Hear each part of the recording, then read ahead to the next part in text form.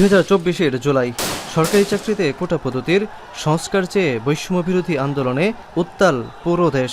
আন্দোলনকারীদের ওপর তৎকালীন সরকার কর্তৃক ধমন পীড়নের ঘটনায় ক্ষোভে ফুঁসে রাস্তায় নেমে আসে হাজার হাজার মানুষ। আন্দোলনের স্ফুলিঙ্গ ছড়িয়ে পড়ে প্রবাসীদের মাঝেও। রেমিটেন্স ষাটনের পাশাপাশি বিশ্বের বিভিন্ন দেশে বিক্ষোভ, মানববন্ধন, প্রতিবাদ সমাবেশ এবং সামাজিক যোগাযোগ মাধ্যমে প্রচারের মাধ্যমে আন্দোলনের প্রতি আন্তর্জাতিক সমর্থন গড়ে তুলতে কাজ করেন তারা।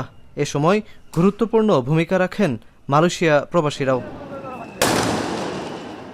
বাংলাদেশের গণতান্ত্রিক আন্দোলনের ইতিহাসে এক বেদনাবিধুর দিন 16 জুলাই।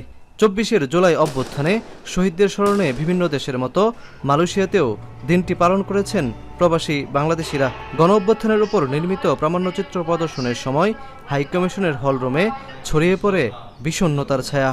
প্রবাসীরা বলেন, নানা সীমাবদ্ধতার মাঝেও বিভিন্ন কর্মসূচির মাধ্যমে অভ্যুত্থানে সংহতি প্রকাশ করেছিলেন তারা।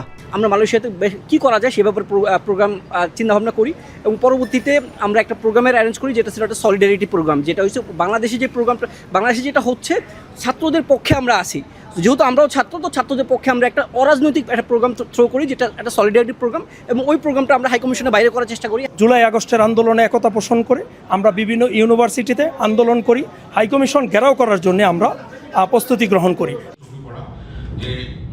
জুলাইয়ের কৃতিত্ব কোনো ব্যক্তি বা গোষ্ঠী এককভাবে যেন কুণ্ঠিগত না করে, সে লক্ষ্যে ঐক্যবদ্ধভাবে দেশ গঠনের আহ্বান জানান প্রবাসীরা। আমরা আশা করব ইন ফিউচারে আমরা যে স্বৈরাচার বিরোধী আন্দোলন করেছি, গণতন্ত্র রক্ষার কারণে আন্দোলন করেছি, আমরা আশা করব এই স্বৈরাচার, এই অগণতান্ত্রিক সরকার এবং সরকার ব্যবস্থা যেন বাংলাদেশে না ফিরে আসে। জনগণের অধিকার যাতে সঠিকভাবে পূরণ হয়, জনগণের যে চাহিদাগুলি আছে, বিশেষ করে মানবিক যে চাহিদাগুলি, অন্ন বাসস্থানের যে চাহিদাগুলি, এগুলি যাতে সর্বক্ষেত্রে পূরণ হয়, এটাই আমাদের চাহিদা।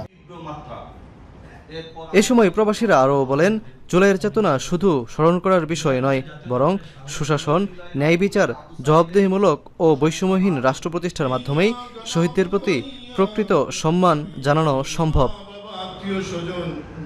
শাহরিয়ার তারেক, এখন মালয়েশিয়া।